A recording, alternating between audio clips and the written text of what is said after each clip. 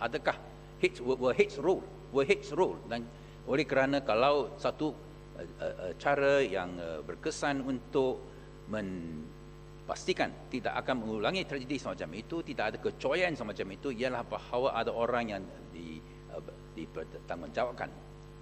Kalau bukan Menteri Pendidikan, Menteri Timbalan Pendidikan, Timbalan Menteri Pendidikan, atau Setiausaha KSU, Kementerian Pendidikan, atau Ketua Pengarah, atau pegawai-pegawai, someone must be held responsible.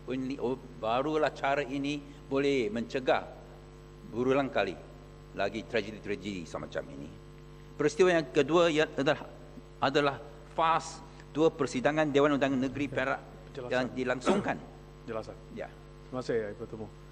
Saya nak tahu apakah pandangan Yang Berhormat jika insiden seperti di Kuala Lumpur berlaku, katakan di negara Jepun, India, Australia atau England, bukankah sesuatu menteri atau timbalan menteri atau Director General akan sekurang-kurang akan meletak jawatan? Kenapa senario sedemikian tidak berlaku di negara ini?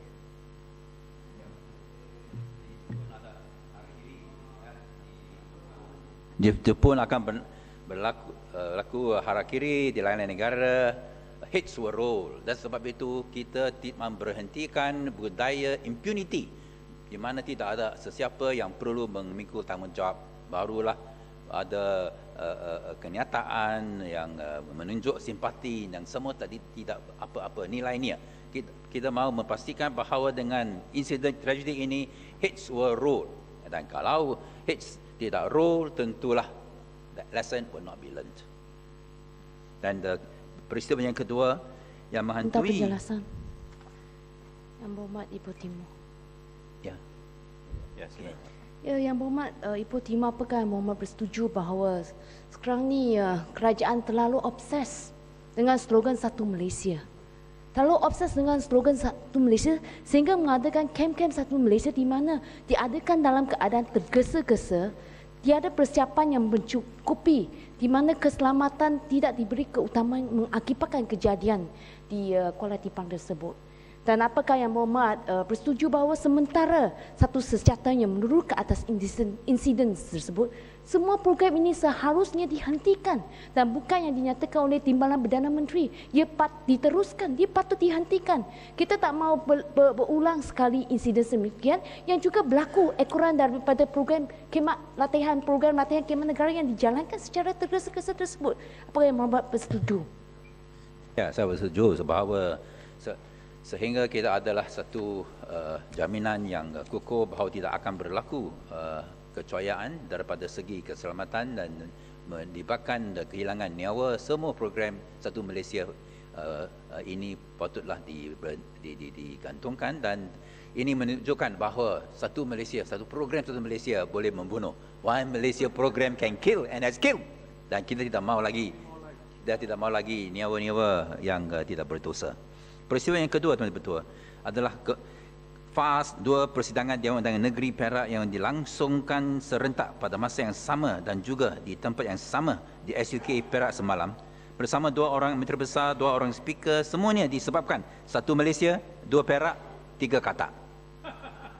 Yang paling memalukan adalah penyelewengan kuasa polis yang begitu ketara semalam selepas kelakuan mereka yang memalukan dan tidak bermaruah langsung semasa persidangan DUN pada 7 hari bulan Mei yang lepas, di mana pegawai-pegawai polis berpakaian biasa in plain clothes telah menghirik keluar secara fizikal Tuan Speaker yang sah di sisi undang-undang dan perlembagaan Sibakuma dari kerusi Speaker dan menggurung beliau di dalam bilik store secara haram. Ataupun oleh kerana kenyataan yang Berhormat Menteri Dalam Negeri supaya polis mengkurangkan guna kekerasan untuk sidang DUN semalam, pihak polis telah menerima mesej untuk memastikan mereka